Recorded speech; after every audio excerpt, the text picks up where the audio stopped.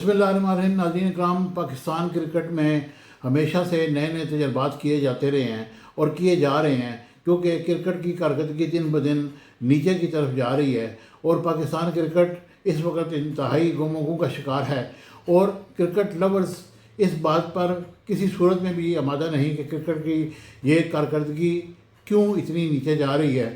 اور پاکستان میں کرکٹ کا ٹیلنٹ بہت زیادہ ہے، لیکن اس کے باوجود بھی پرچی مافیا ہمیشہ اوپر آ جاتا ہے اور کارکردگی نہیں دکھا سکتا۔ اب جو نئی اس وقت تجربہ کیا جا رہا ہے وہ یہ ہے کہ ایشین گیمز 2026 کے لیے پاکستان T20 کی قیادت صاحبزادہ فرحان کو سونپ دی گئی ہے۔ اس حوالے سے پی سی بی کا کہنا ہے کہ ایشین گیمز کے لیے 15 رکنی اسکواڈ کا اعلان کیا گیا ہے اور صاحبزادہ فرحان اس کی قیادت کریں گے۔ ایشین گیمز 2026 میں مردوں کے T20 انٹرنیشنل مقابلے 24 سپٹمبر سے جاپان کے شہر آئیچی میں شروع ہوں گے اور ایشین گیمز میں کرکٹ کے تمغوں کے مقابلے میں 3 اکتوبر کو ہوں گے۔ اور پی سی بی کا کہنا ہے کہ 30 سالہ صاحبزادہ فرحان کے ساتھ عبدالصمد نائب کپتان کی ذمہ داریاں نبھائیں گے۔ اب وہ جو پہلے ٹیم تھی اس میں وہ سارے لوگوں کو سکپ کر دیا گیا اور نئی اب اس وقت شروعات ہو رہی ہے T20 میں۔ اب دیکھتے ہیں کہ T20 میں ہماری کارکردگی کہاں تک جاتی ہے۔ صاحبزادہ فرحان پاکستان کی جانب سے T20 میچز میں 1305 رنز بنا چکے ہیں، جن میں 2 سنچریاں اور 10 نصف سنچریاں شامل ہیں۔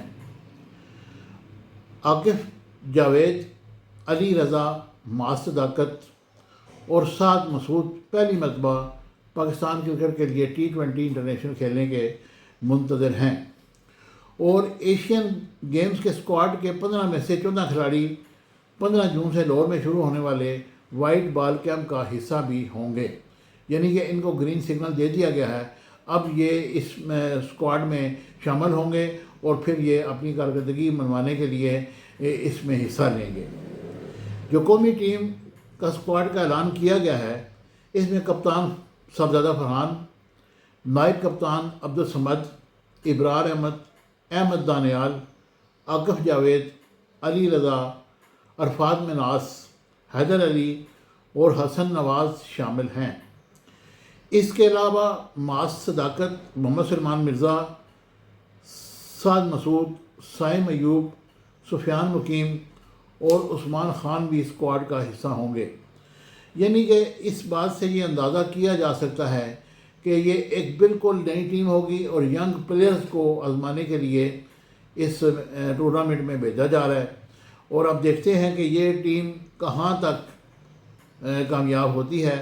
ادھر پی سی بی میں اہم عہدوں پر رد و بدل کا امکان ہے اور سلیکشن کمیٹی میں بھی تبدیلیاں کی جا رہی ہیں۔ ہیڈ کوچ سرفراز کو کلین چٹ مل گئی ہے اور کپتان شان مسعود کا مستقبل بھی غیر یقینی صورتحال سے دوچار ہے، یعنی کہ شان مسعود کو بھی اب ہٹایا جانا، کیونکہ ان کی کارکردگی بالکل کسی کام کی نہیں تھی۔ اور اس طرح یہ شاہین افریدی کو مستقل طور پر ٹیسٹ ٹیم سے ڈراپ کرنے کا بھی فیصلہ کیا گیا ہے، یعنی کہ انہوں نے جو بنگلہ دیش میں کھیلا گیا تھا 5 روزہ میچ، اس میں ان کی کارکردگی کسی کام کی نہیں تھی اور ان کو بھی ہٹایا جا رہا ہے۔ تو یہ آج کی اب کی اپڈیٹ ہیں، اور انشاءاللہ اب مزید کسی اپڈیٹ کے ساتھ آپ کی خدمت میں حاضر ہوں گا۔ اور آج کا میرا ولاگ ہمیشہ کی طرح لائک شیئر سبسکرائب کیجیے گا اور اس کو زیادہ زیادہ شیئر کیجیے گا، اور تاکہ آپ کو میں مزید میری حوصلہ افزائی ہو، اور اپنے کمنٹ سے بھی آگاہ کیجیے گا۔ Thank you very much. Subscribe my channel Business Times News for latest political, national, international news. Don't forget to subscribe Business Times News.